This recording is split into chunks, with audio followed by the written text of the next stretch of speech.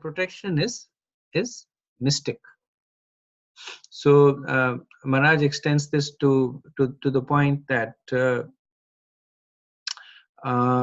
whenever anybody is acting on the principles of dharma, then Krishna as Yogeshwar will be there and providing him all auspiciousness.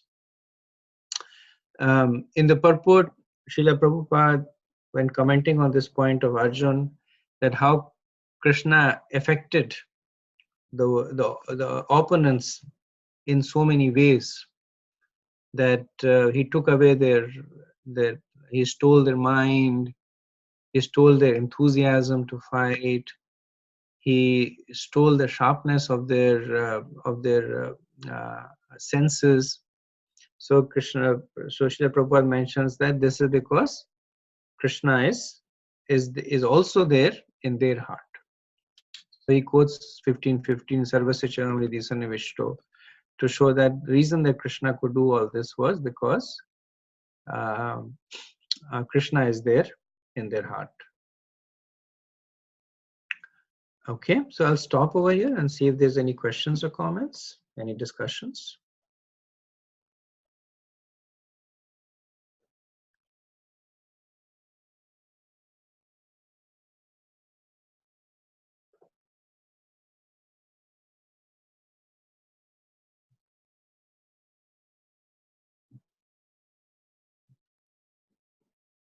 Okay, if not, then we can continue with the next verse, 16. Yaddosuma pranihitam guru bhishma karna naptatrigarta shalya saindhava balikadyaha astranyamog mahimani nirupitani excuse me Nopas narahari dasam iva shurani. Great generals like Bhishma, Drona, Karna, Bhurishwar, Susharma, Shalya, Jayadratha, and Bahalik all directed their invincible weapons against me. But by his, Lord Krishna's grace, they could not even touch a hair on my head. Similarly, Prahlad Maharaj, the supreme devotee of Lord Narasimhadev, was unaffected by the weapons the demons used against him. So Arjun continues to glorify the protection of Krishna and also gives an estimation of the determination of the Kauravas. So the personalities that he has mentioned here, they are all Atirathis. So they are great chariot warriors who are capable of single-handedly annihilating entire armies. And all of them had combined, and at different points of time, they had attacked Arjun. So in the purport, Srila Prabhupada gives a brief history of Karna and few other prominent warriors, which I won't go through, except one which is interesting as an observation, that Bahalika, so Arjun mentions Bahalika. So Bahalika was actually the oldest warrior in the battlefield. He was the elder brother of Maharaj Shantanu. So he was actually the uncle of Bhishma Dev. And in the Mahabharata, it is mentioned that Bahalika, even though he was the natural successor to the throne, he gave up his right to the throne. At least at that point, he was more focused on renouncing. Later on, events happened and he changed. But he asked his younger brother to take the throne. And Bahalika had a son who was also an Atirathi, mentioned in this, who is not mentioned here actually, Somadatta. And Somadatta had two sons who were also fighting in the battle, Purishwar, who's mentioned here, and Shalya, who's also mentioned over here. So Shalya, as you know, is the king of Madhya Pradesh, and his sister was married to Pandu, and she is the mother of Nakul and Sahadev. So the whole family was fighting against the Pandavas. Bahalika, Somadad, Burishwar, Shailya, and Burishwar and Somadad were killed by Satyaki. And Bahalika was killed by Bhima in the 14th day of the battle, when actually the battle continued beyond sunset. And on the last day of the battle, Shalya was killed by Yudhishthir. So it's interesting to mention that to observe that Arjun does not even mention his efforts in the battle of Mahabharata. So he is saying that, so he compares himself with Prahlad Maharaj. And the mode of comparison is that when Prahlad was being attacked by his father, Prahlad was completely passive. He was, of course, a 5-year-old boy, and his father the most powerful personality in the universe. But even as a 5-year boy, he never made any attempt to protect himself. He was completely passive, and he was completely protected by Narsingadev.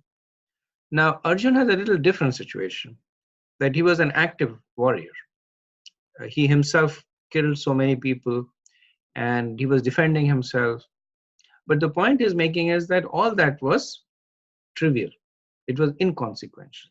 He says, I am like Prahlad Maharaj, who was completely just as a helpless 5-year-old boy against an infinitely powerful adversary. And just like Prahlad Maharaj was protected by Narsingadev, Krishna completely protected. Okay, next verse 17. Satyvrata kumatinath madishwar me yat pad padmam abhavayo bhajanti bhavyaha mam shrantavaham aryo rathina bhuvistham na praharan yadanubhav nirasta chitaha. It was by his mercy only that my enemies neglected to kill me when I descended from my chariot to get water for my thirsty horses. And it was due to my lack of esteem for my Lord that I dared engage him as my chariot driver, for he is worshipped and offered services by the best men to attain salvation. So Arjun here is remembering Krishna's power in separation. And we see that Arjun's natural mood is being subverted over here. So Arjun's natural mood is that of Sakhya, which is of friendship with Krishna. But here the mood has become Dasya, that one of a servant, one of subservient. So in that mood, he's expressing very strong regret. So he says, Kumatina. Kumatina means, he says, my consciousness was contaminated. And he says that how foolish am I compared to Bhavya. Compared to Bhavya is one who has intelligence. And what do the people who are intelligent do? He says, Bhajante pad padamam abhavaya. That the intelligent class of people, they worship the lotus feet of this personality to attain salvation.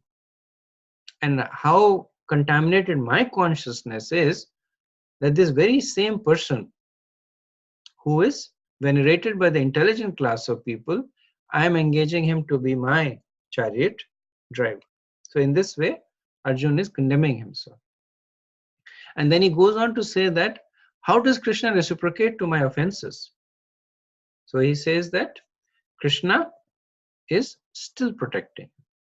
So the particular incident that he is recollecting is during Jayadratha Vadha, that when Abhimanyu was killed, then Arjun had taken the vow that he would kill Jayadratha, because Jayadratha had actually stopped everybody from entering into the Chakravyuh where Abhimanyu was inside, which led to the killing of Abhimanyu. So with the exception of Arjun, the 4 Pandavas were repelled by Jayadratha. So Arjun considered him to be one of the key persons responsible for Abhimanyu's death. And the next day he had taken this vow that if he did not kill Jayadratha by sunset, he would actually enter the fire. And when Duryodhan found out about it, then he had Jayadratha in the last in the rear of the battlefield, and all the generals in the Kuru army were arrayed around Jayadratha protecting him. And the whole day Arjun was pursuing Jayadratha, and because of that his horses became thirsty. So then at one point Arjun, he stops the chariot, and then with his arrow he pierces the ground, and then the waters come out and the horses drink the water, and then of course later on by the mercy of Krishna, Arjun is able to kill Jayadratha. But here Arjun is recollecting that when he got down from the chariot, he should have been killed at the time. Now under Kshatriya code of conduct, one is not supposed to attack a warrior when they have descended from the chariot. So this was the same point that Karna made. When the wheel of his chariot was stuck, he got down and he says, I'm getting down to take care of my chariot. So right now the battle is paused. But of course Arjun goes ahead and kills him in violation of the Kshatriya code of conduct. But Arjun is expecting that because so many rules had been broken in the battle of Mahabharata, he was expecting to be killed. He was not expecting his opponents to be honoring this code, but yet they did. And so he says that Arya Ratana, he says, I was expecting my enemy generals to kill me, and the fact that they did not is Nirastachita. Nirastachita literally means that they lost their mind, or in this context it means that they lost their focus. And Arjun says, why? He says, Yat Anubhav. Why? Because of your mercy. So Arjun, he juxtaposes 3 things together to demonstrate that Krishna's mercy was causeless. So first he talks about himself. He says that I was offensive. Why was he offensive?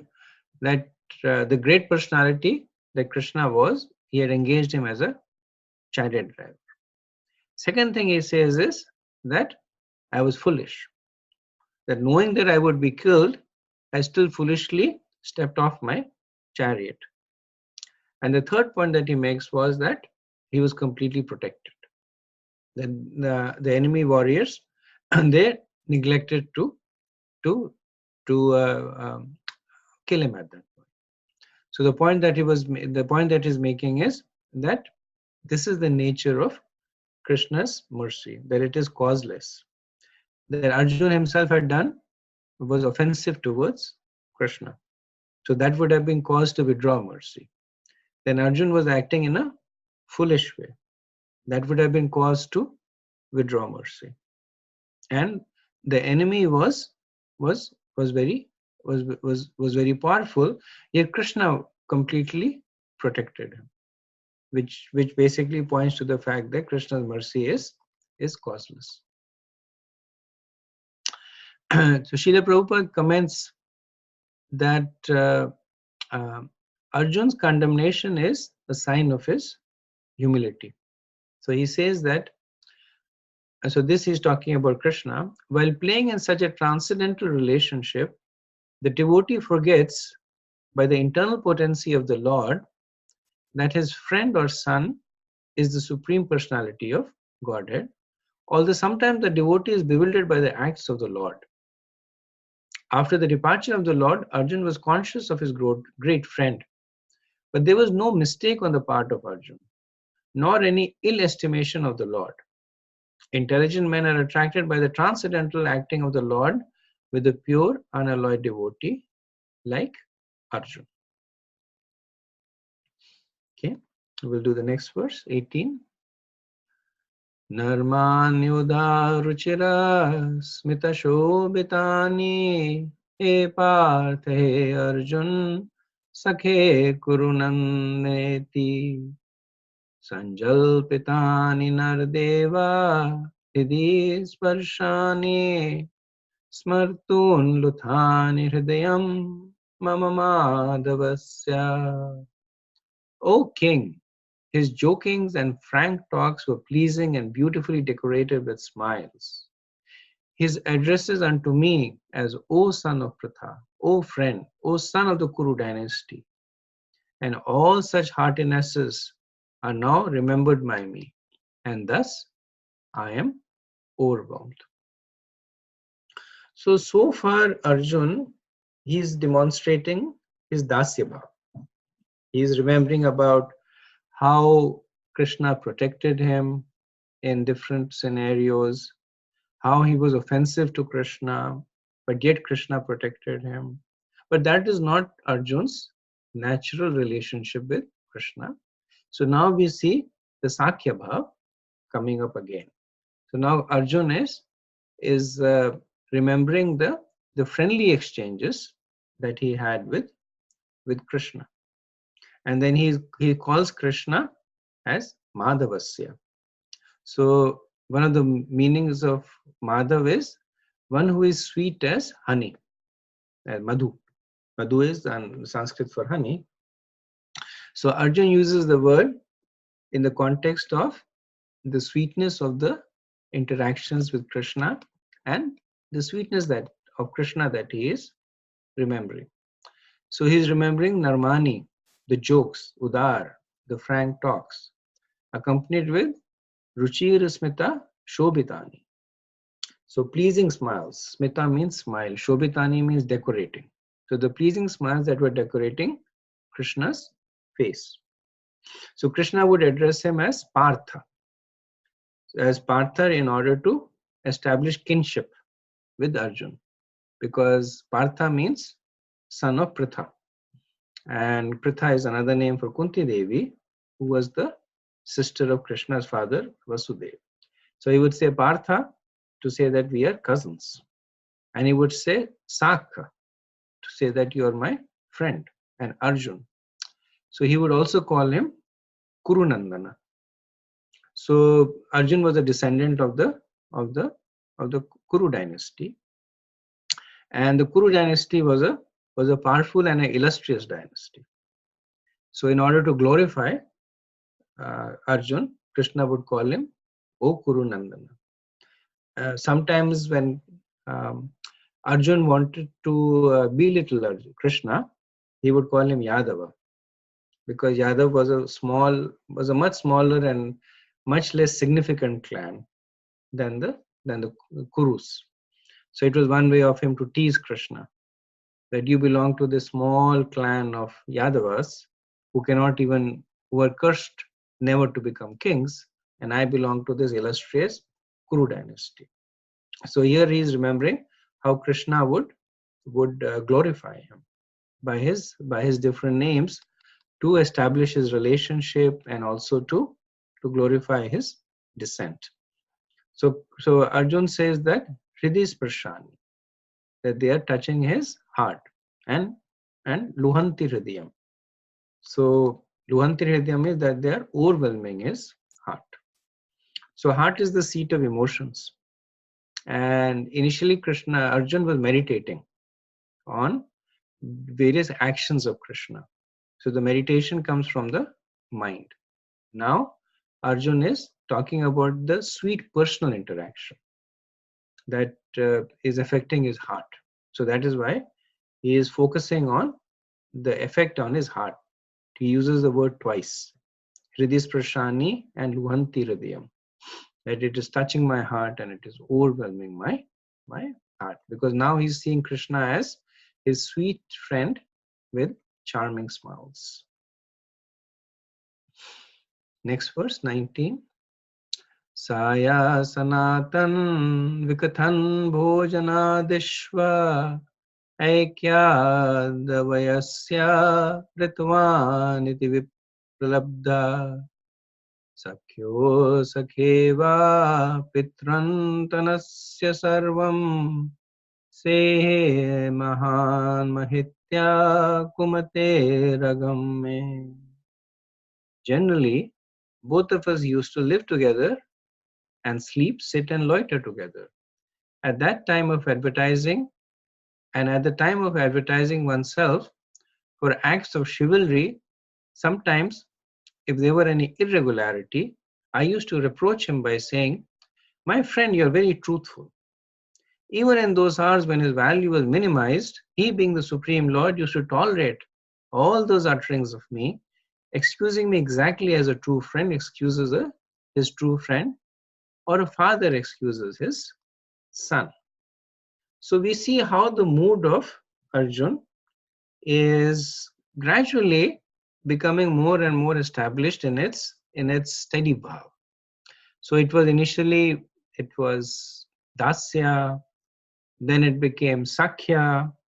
Now it is still sakhya, but in a very peer-to-peer mood. So even amongst friends there could be formality, but here there is what Arjun is saying is that there was absolutely no formality between them. That they would live together and sleep on the same bed. They would sit and loiter together.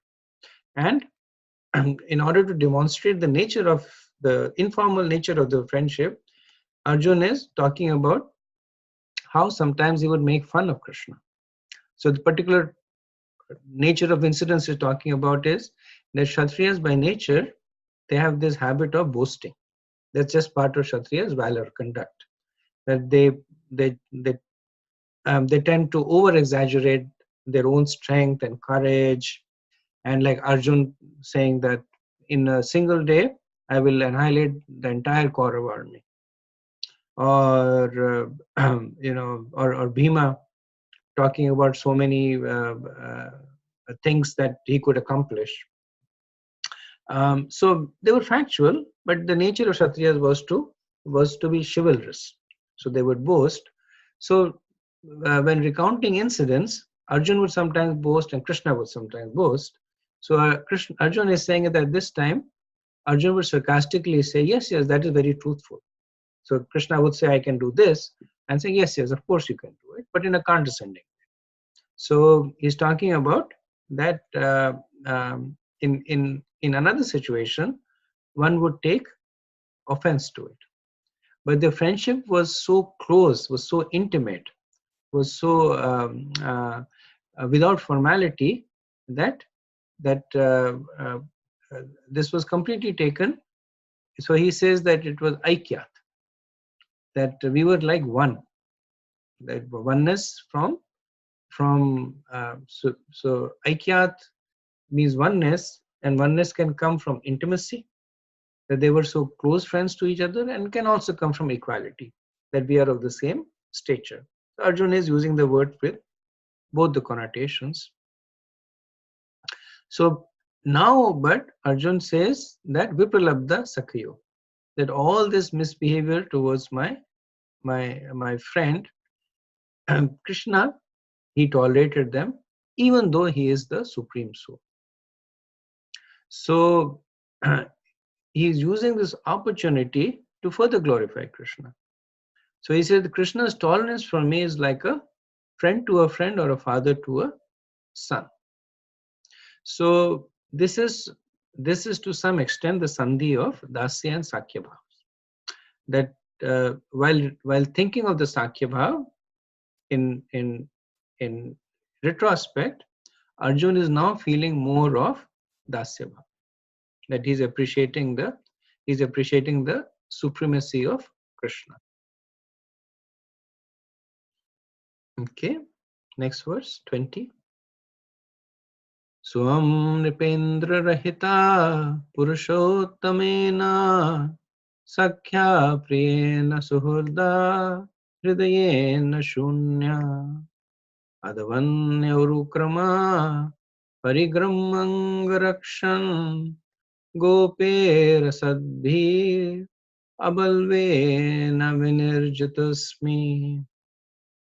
O Emperor, Now I am separated from my friend and dearmost well-wisher, the Supreme Personality of Godhead. And therefore, my heart appears to be void of everything. In his absence, I have been defeated by a number of infidel cowherd men while I was guarding the bodies of all the wives of Krishna. So Arjun has now come from the past to the present. So far he was recounting about incidents, some of which had happened several decades ago. And systematically he had talked about coming more to the present, to the present, to the present. Now he's talking about events that had just transpired. So in recollecting his dealings with Krishna, he addresses Krishna in this verse by 3 names. So he calls Krishna Purushottamena, the Supreme Lord. He calls him Sakhyapriyena, dearmost friend, and he calls him Suhurda, well-wisher. So these 3 names, they actually refer to the nature of interaction of Krishna that has been recollected by Arjun in the previous set of verses. So when Arjun was talking about his interactions with Krishna, so they come under the category of empowerment, where we see that Arjun says how Krishna empowered him to do various valiant acts. So this is from verses 7 to 9, and he calls Krishna as Purushottamena. So Purushottamena means the foremost of persons. Purush also means Paurashya, chivalry, as the most chivalrous. So this was Krishna who was giving Arjun as Purushottamena, as the most chivalrous person himself, was also empowering Arjun to perform chivalrous act. Then after that, Arjun spoke about Krishna's protection.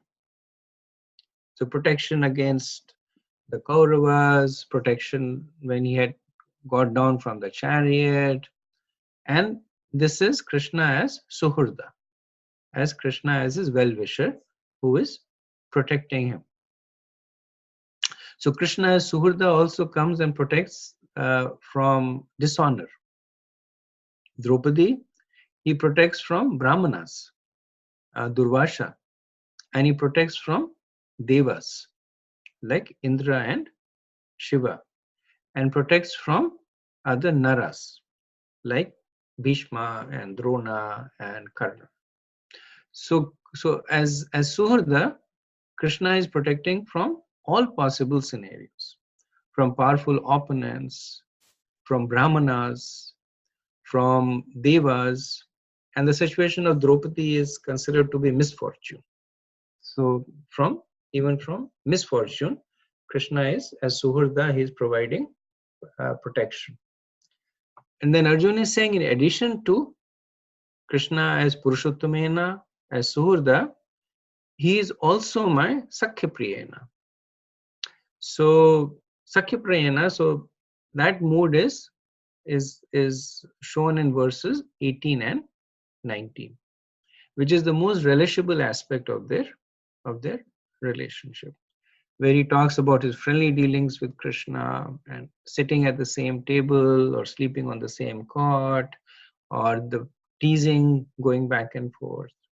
So Arjun is thinking of Krishna in these 3 forms, as Purushottamena, Suhurda, and Sakhya Priyana. And now he says that his friend, his protector and well-wisher are gone. So Hridayena Shunyana. He says, my heart is empty. So in this verse, Arjun is also confirming what Yudhishthira had been asking him. So if you remember, Yudhishthira had asked 10 questions of Arjun. That did you refuse charity? Did you were you bested by an enemy who was inferior to you? Did you give a vow that you could not uh, keep? So Arjun is confirming that. He says, and he summarizes the incident. He doesn't go deeply into it, but he summarizes it very briefly over here. He says that I was tasked to protect the wives of Krishna, but I was unable to do so because I was defeated by infidels.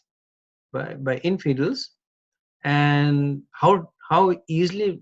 So the question is, did he put up a fierce fight? He says no. He says abla iva. Abla is another word for woman.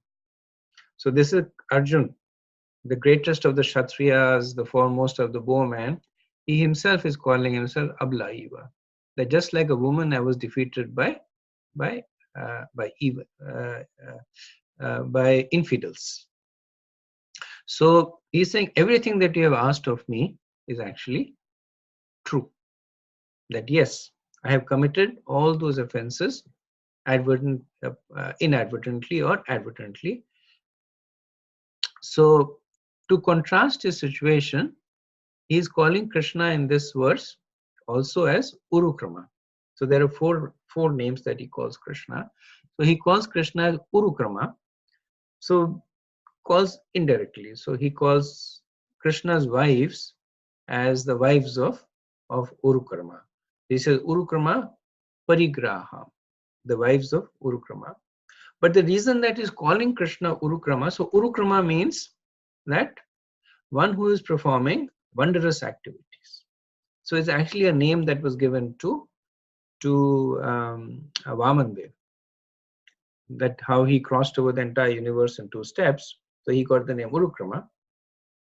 So, but he's using that name over here to contrast his situation with that of Krishna. That Krishna, the performer of wondrous activities, would have always protected his wife.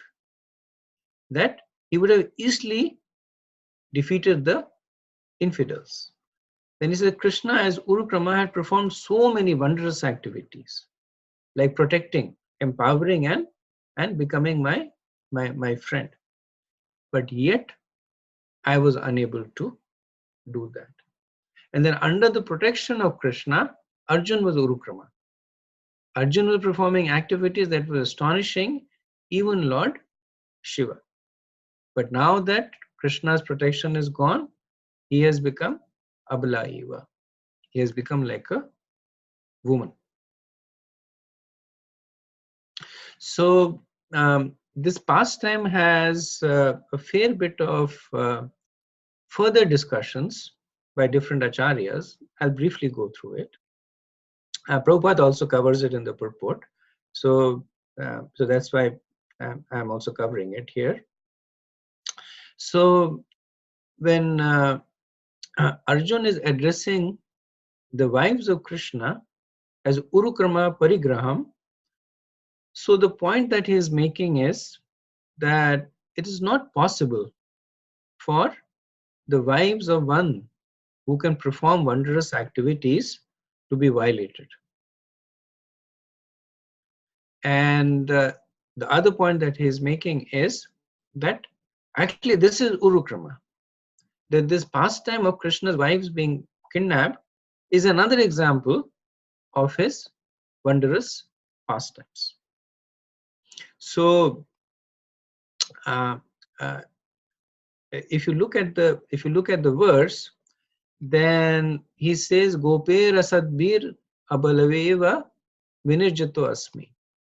So who were the ones who stole the wives of Krishna? So he's saying that they were he calls them Gope Asadbi. Now Vishwanath Chakravarti Thakur mentions that there was no reason for Arjun to call those forest dwellers as Gopa, because Gopas are not forest dwellers. So Go means cows and Gopal means one who protects cows. Gopal also means one who protects the land.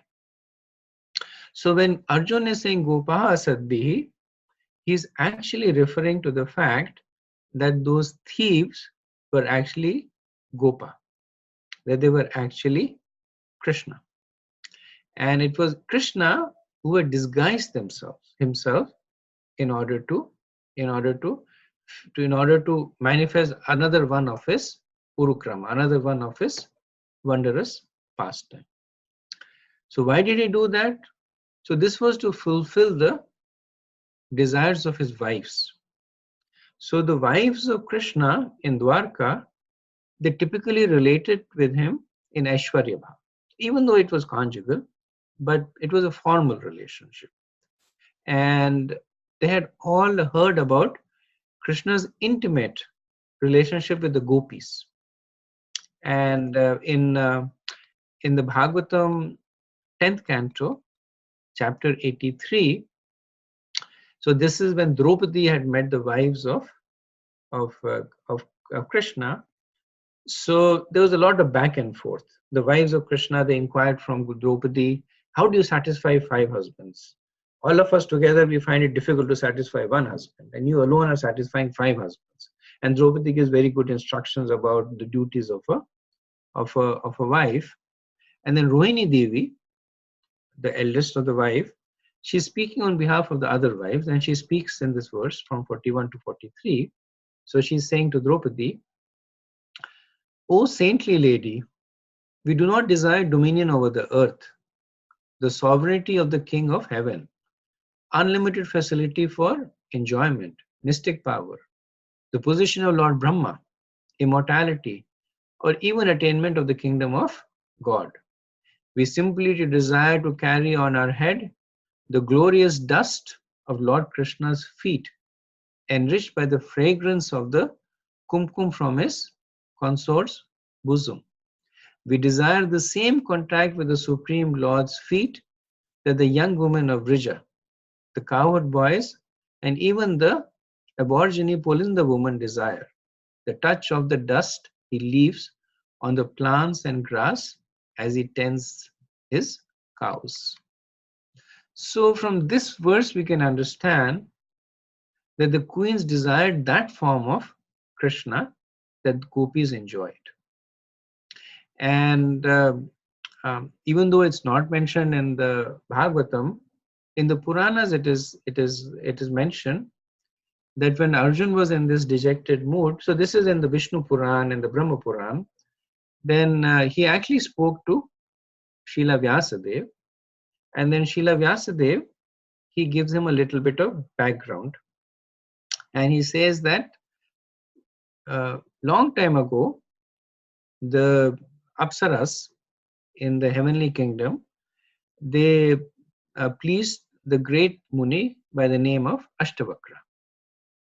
And Ashtavakra was so happy with them that he gave them the benediction that may you be the wives of Krishna.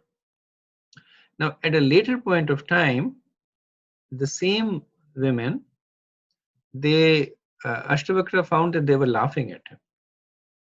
So Ashtavakra, his name is Ashtavakra because his body is crooked at 8 places. And so his body is deformed and he walks in a very strange way. So once these women, they saw Ashtavakra walking and they all started laughing at him. And when Ashtavakra found out about it, he cursed them that may you be kidnapped by thieves. So then these Apsaras, they were very repentant. And they once again, they begged for his mercy.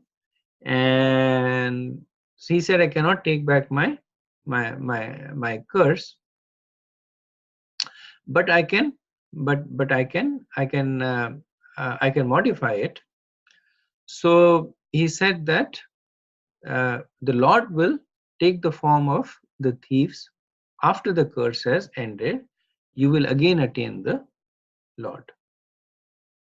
So in this way, Vyasadeva, he assures Arjun that, O Pandav, do not lament at all. All these women have been brought close by the perfect husband, Krishna.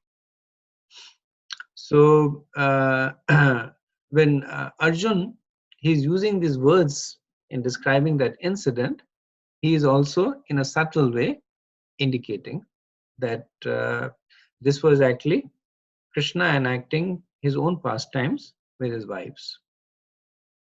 In the Kram Sandarbha, Jiva Goswami, he quotes a verse from Bhagavatam 11th canto, chapter 30, verse 49. So this is Krishna speaking to his charioteer, Daruk, when he was ready to leave his manifest pastimes. So Krishna says, you, Daruk, should be firmly situated in devotion to me. Remain fixed in spiritual knowledge and unattached to material considerations. Understanding these pastimes to be a display of my illusory potency, you should remain peaceful. So Jiva Goswami quotes this to support the analysis of Vishwanath Chakravarti Thakur, that indeed all this was simply a display of Krishna's illusory potency and at the same time his reciprocation with his pure devotees. Because otherwise, the acharyas say that the queens were all expansions of Lakshmi Devi and they can only be enjoyed by Lord Vishnu. So there is no possibility of a material person touching them. If that would have happened, they would have immediately disappeared, become unmanifested. So the understanding is that all the wives of Krishna attained a form like that of the gopis of Braj in another manifest pastime. So Prabhupada also adds that besides that, some of the gopis who prayed to become the wives of the Lord returned to their respective positions after the desires was fulfilled. So this is spoken by Sanatana Goswami in Brihad Bhagavatamrita. He says that when Krishna went to Dwarka, then the gopis actually, not clear whether all or some, but the gopis actually, through their expansions, they became wives of Krishna. And when the pastime ended, then they retained, they again regained their gopi form. So Srila Prabhupada is mentioning that. Okay, so I'll stop briefly here and see if there's any questions or comments. Hare Krishna Prabhuji. I just have a quick question. So did Arjuna know that that was actually what was happening, that it was really Krishna? He knew? So it appears that he was told by Srila Vyasadeva that when the battle was happening, then he tried his best to defend, and he talks about it later. He tries his best to defend.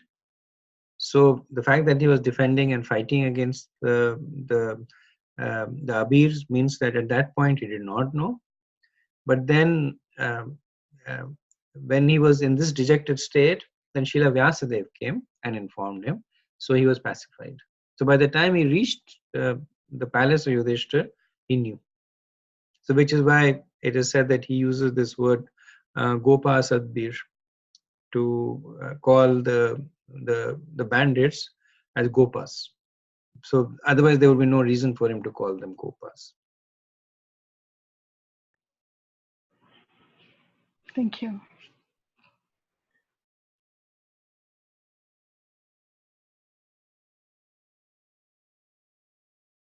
Okay. Any other thoughts, comments?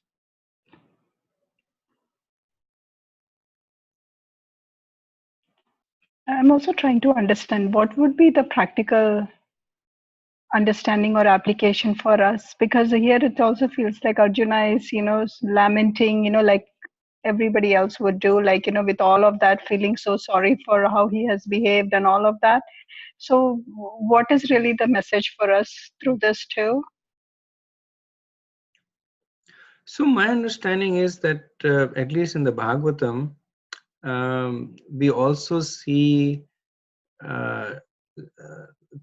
just Krishna's interaction with his devotees, and more than a practical application, it's a glimpse into the spiritual world, and how Krishna is enacting different pastimes for the pleasure of his devotees.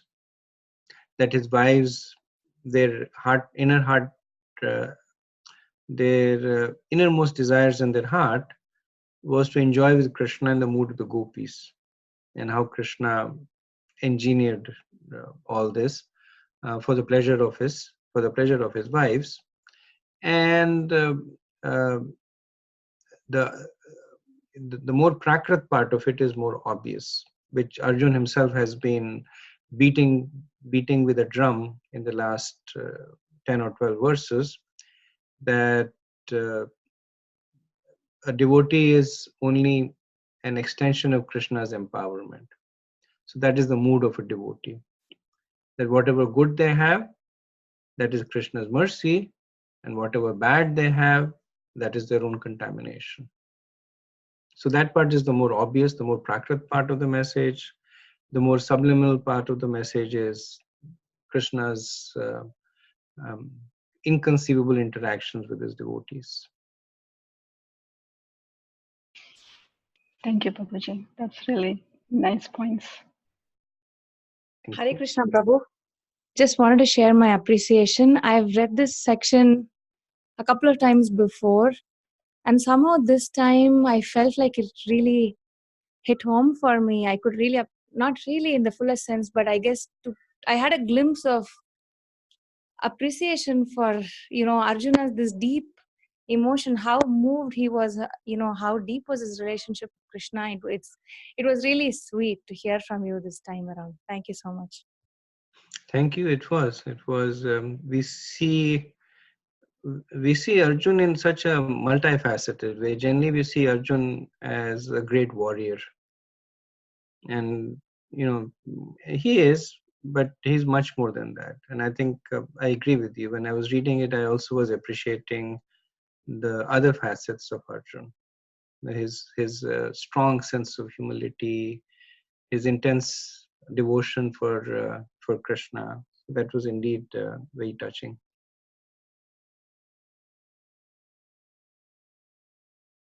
Okay, if there are no more questions, we can continue with the 21st verse.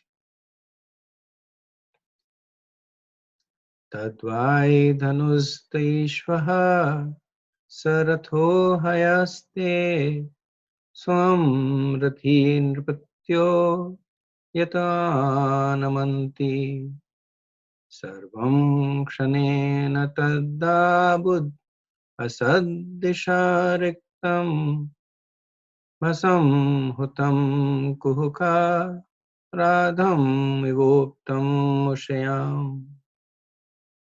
I have the very same Gandiva bow, the same arrows, the same chariot drawn by the same horses, and I use them as the same Arjun, to whom all the kings offer their due respects. But in the absence of Lord Krishna, all of them at a moment's notice have become null and void.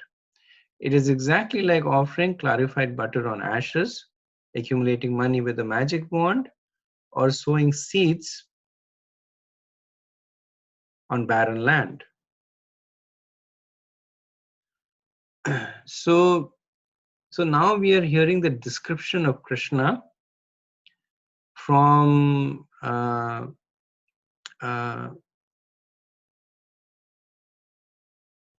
Arjun's perspective of a very mature realization. So this is a kind of a summary of his realization, and this verse is actually, it finishes the series of verses that explain Krishna's disappearance. So how does Arjun summarize himself? So he's talking about all the ingredients of his success as a warrior, all the apparent ingredients of his success as a warrior. So he talks about his bow, the Gandiva bow, and he talks about his arrows. So most of you probably know that during the burning of the Khandav forest, Agni Dev had approached Krishna and Arjun to help him eat the Khandav forest, because it's an interesting pastime that there was a famous king.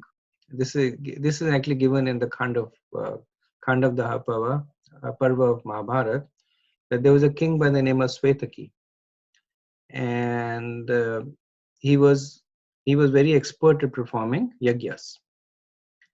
So he would perform so many yagyas that the Brahmins at one point basically said no more.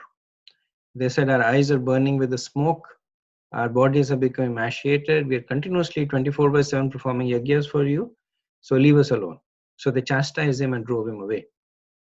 And Maharaj Svetaki was so, I guess, addicted to performing yagyas that he began to feel a lot of separation. And finally, he goes and he prays to Lord Shiva to help him. So then Lord Shiva said, I will help you. I will personally do the yagya for you. But before that, for 12 years, uh, without taking a single pause, you have to offer ghee to the fire of yagya. But if you stop at any point, then I won't come. So Maharaj Svetaki agrees to it, and then for 12 years, he performs a yagya, non-stop he pours ghee into Agni. And Lord Shiva then is of course pleased. And while he doesn't come himself to perform yagya, he says, my Amsha, so Durvasha Rishi is directed, and Durvasha Rishi comes and performs the yagya for Maharaj Svetaki. So Agni Dev, in the meantime, because of this 12-year pouring of ghee, becomes sick. And he develops indigestion. So in order to cure his indigestion, he says that he wants to because he's fire, his food is wood and fat from the animals. So he wants to eat the Khanda forest, and he wants to burn the trees there, and he wants to eat the animals and the Rakshasas and the Danavas living there. But Takshak was also living there. And every time that he would try, and Takshak is a friend of Indra, so every time he would try to burn the Khanda forest, Indra would drop rain. So Agni was getting weaker and weaker and more emaciated. So one day when Krishna and Arjun, they were sitting by the Khanda forest. So this was after the kingdom was divided, and the Pandavas had been given the Khanda forest, which was basically jungle. So then Agni approaches them and says that if you help, please help me recover by eating this forest. And Krishna agrees because he knows there are a lot of demons who live in there. So, but before starting, Agni warns them that Indra and his friends will attack you. So at this point, Arjun asks for a whole list of weapons. So these are the weapons that he is recollecting now. So he asks for so actually it is Varun who gives them on Agni's request. So it is Varun who gives Arjun the Gandiv bow, and he gives him 2 quivers of inexhaustible arrows, and he gives him the chariot, which is marked with the emblem of Hanuman. And then Agni Dev personally delivers the Sudarshan Chakra to Krishna at this point. So all this made Arjun almost invincible. So he's talking about his famous Gandiva, his inexhaustible quivers of arrows, the chariot, the horses that were given to him, and that he had actually used all this to defeat Indra and the other devas. And later on, he had bested so many great warriors. He had fought with Gandharvas and defeated them. He had actually impressed Lord Shiva in the Kurukshetra battle. He had fought with great warriors. So now what he is saying is, what is the situation right now? So he's using analogies to drive the point. So he's saying all the ingredients of success may be present. So in order for the fire to light, ghee is needed. In order for plants to fructify, seeds are needed. And money is needed for one to become rich. But he says that ghee may be present, but if there are ashes, there will be no fire. Seeds may be present, but if the land is barren, then no plants will grow. And money may be present, but if they are produced by magic, that is useless money. So all my ingredients may be present, the Gandiva bow, the arrows, the chariot, the horses. But without Krishna's mercy, all of them are useless. So this is the most important lesson that Arjuna is giving us, that of complete dependence of Krishna. That one may possess all great qualities or powers, but one should understand that everything is happening, that is only happening by the mercy of Krishna. So Prabhupada in the purport says that without the blessings of Krishna, human civilization is like a decoration of a dead body. So in the commentary to this verse, Dhanudhara Swami mentions that there is a storyline and there is a message. The message may continue through many stories which are not connected, but the continuity is that of the theme. And the theme that is being presented over here is that when Krishna is present, there is all auspiciousness. When Krishna is absent, there is no auspiciousness. The presence of Krishna for the devotee is experienced when the devotee is dependent on Krishna. So Maharaj is trying to establish this sense of continuity, that Krishna's presence is auspiciousness and Krishna's absence is inauspiciousness. How is Krishna's presence experienced? By the sense of being dependent on Krishna. So which means that when a devotee sincerely feels dependent on Krishna, Krishna becomes present and everything becomes auspicious. So Dhanudhara Maharaj gives the example that when a child is dependent and needy for the mother, then much care is there. But when the child is older and less dependent, then the mother's care is distant.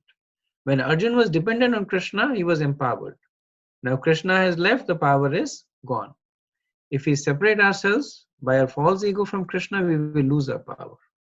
Depending on what is good for service to Krishna, Krishna gives powers. The Pandavas were controlling the entire world, but they genuinely felt that they had nothing. Although having a big palace, they thought it is Krishna's palace. In this way, they were completely dependent on Krishna. So,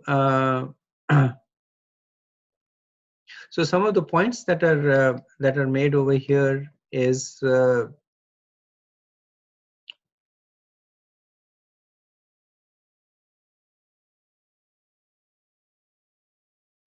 mostly restating all the same points, but with the Sanskrit there, that tadabuddha sad ishariktam, that everything will be null and void when there is no God. So this is Prabhupada making the point that if you decorate a dead body, it may be very fanciful to the people. The dead body is decorated with costly garments and flowers and all things, but the dead body is dead. It is not enjoying. You can be complacent that the body of my father or my relative is decorated so nicely. But factually, if you study scrutinizingly, what is the benefit of all this?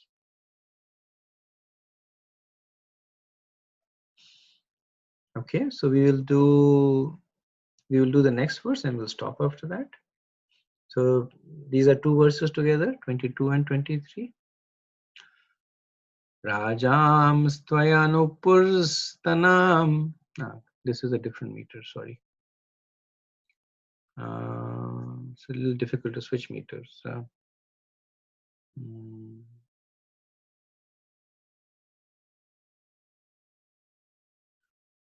Rajam Tvayanu Prastanam Surdamna Suktpure Viprasab Vimudhanam Nignatam Mushtabir Mitaha Varunim Madridam Pitva Madonmatita Chetasham Ajantam Ivanoyam Chatupancha Vasheshitaha. O King, since you have asked me about our friends and relatives in the city of Dwarka, I will inform you that all of them were cursed by the Brahmins, and as a result, They all became intoxicated with wine made of putrefied rice and fought amongst themselves with sticks, not even recognizing one another. Now all but 4 or 5 are dead and gone. So this particular pastime, so this is described in the Maushal Parva of Mahabharata, and this most of you know is because when the sages cursed the Yaduvanshis, then they went to Prabhas Kshetra, and there they were intoxicated and they fought amongst themselves. So because they were afraid of the curse, they did not take any weapons with them, but they fought without weapons. Actually, they fought with the grass that had become like razor because of the of the because of the metal that was ground and spread. So in the Bhagavatam also, this is described in the 11th canto in chapters 30 and chapters 30 and 31. So Arjuna is briefly describing the pastime. He's not going into too much details. He's talking about how the end of the dynasty in the in the city of Dwarka has happened, and he says other than 4 or 5, Chatu Pancha Avasthita, that 4 or 5 are remaining. And according to the acharyas, some of these personalities who remained were the son of Kritavarma, and he became the ruler of Mritikavati. Then the grandson of Satyaki survived, and he became the ruler of a territory near the Saraswati river. And the great grandson of Krishna, Vajranabh, he survived, and he was installed by Maharaj Yudhishthir. The other remaining Yadavas were actually bought by Arjun to Hastinapur. So Srila Prabhupada in one of his lecture, he refers to this verse, and he says that so now the most important thing is that Krishna made this plan to kill his descendants. He did not like that they should not. No, I'm sorry. He did not like that they should. But who will kill them? But Krishna wanted before his going away, all these demigods, they must return. Return means that this body must be killed. But who will kill them? That was the plan of Krishna. Therefore, Krishna is Ishvara Sarva Bhutanam Hideshti Arjun Tishtati. 1861, he is planning. He made this plan. The Prabhupada is indicating that even this was a plan of Krishna. And the reason he planned it was that he wanted the Yadus to return to their position. So later verses, little bit more is also spoken. Then we'll discuss a little bit more about this particular pastime. This is one of the also bewildering pastime of how the associates of the personality of Godhead, many of whom were themselves direct expansions of Krishna. Aniruddha and Pradyumna, they are the Chaturvyu, that expansions of Krishna.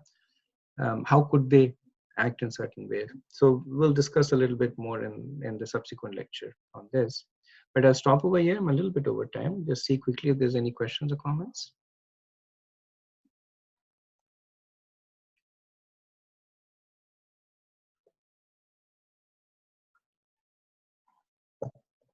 Okay, so we'll stop over here. Thank you very much. Vancha kalpatarubhayascha kripa sindhubhya eva cha patitanam pavanebhyo vaishnavebhyo namo namaha. Anant Koti Vaishnav Vrinda ki jai, Srila Prabhupada ki jai, Nitai Gaur Premanande, Hari Hare Krishna. Thank you very much.